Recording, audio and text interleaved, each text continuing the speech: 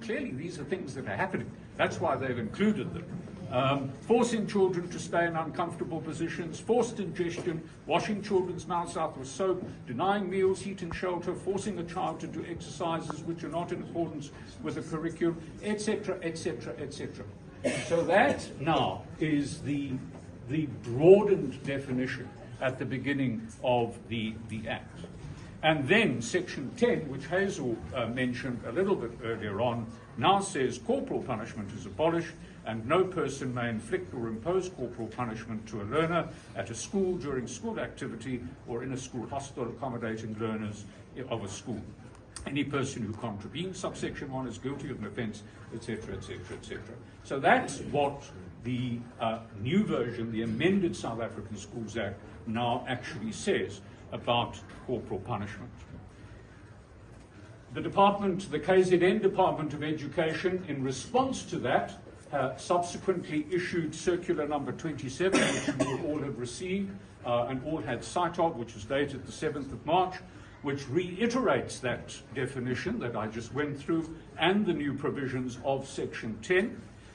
It outlines the procedures which have to be followed by you or by another person if you are the perpetrator of the corporal punishment, if corporal punishment is used in your school.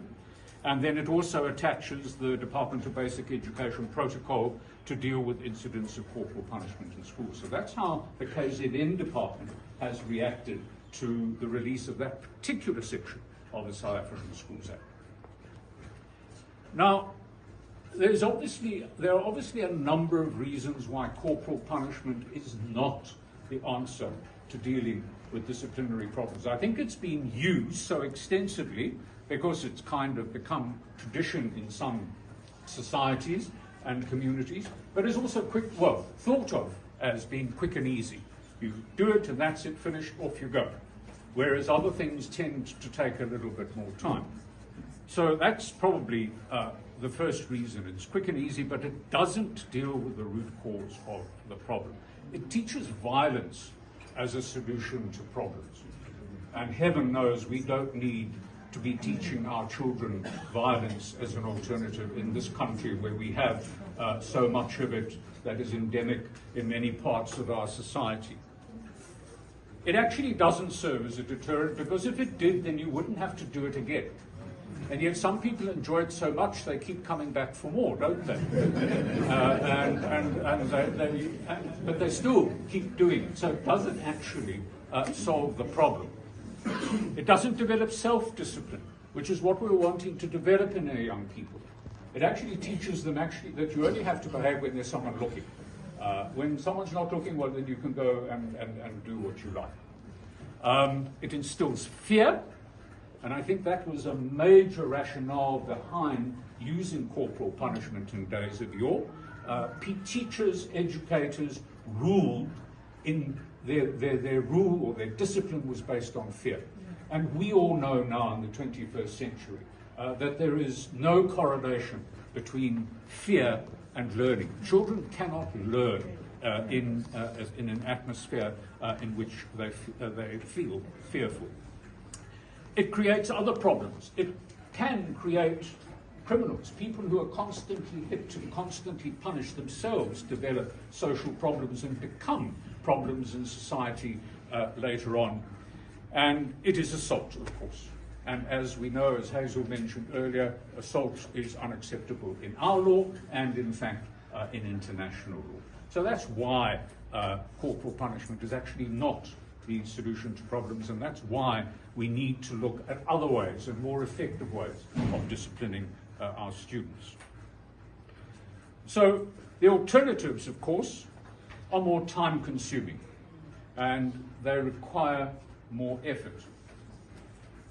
But in considering those alternatives, and Cherie's going to come and chat about those in just a minute, we need to just remind ourselves why we discipline students, learners, whatever you call them, in the first place. The first obvious reason is that so that learners can see that there are consequences to their misconduct. That's why we do it. So they see that if they do something wrong, a consequence will follow.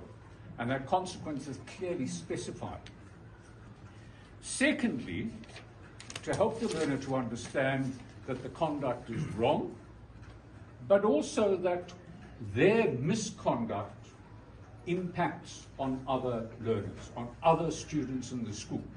Most significantly, their misconduct often impacts on the right of the other students in the school to an education. Because they, in dealing with their misconduct, teachers are being taken away from teaching the rest of the students in the class. To enable and produce better conduct choices in the future, and then in some cases, to allow the learner to make amendments for the harm that they have caused. And so that's what we need to bear in mind when we're looking at alternatives in different ways of dealing with misconduct. And obviously here we're talking about day-to-day misconduct. Hazel's outlined comprehensively more serious forms of misconduct and misconduct that necessitates tribunals and all that kind of thing. So with those few words by way of introduction, and it's quite difficult, you know, when you've been in education for a long time, you can sort of get used to talking in 45-minute slots, don't you? You wait for the bell to stop you. But I'll stop there and hand over to Cherie, and Cherie is going to talk about some possible alternatives.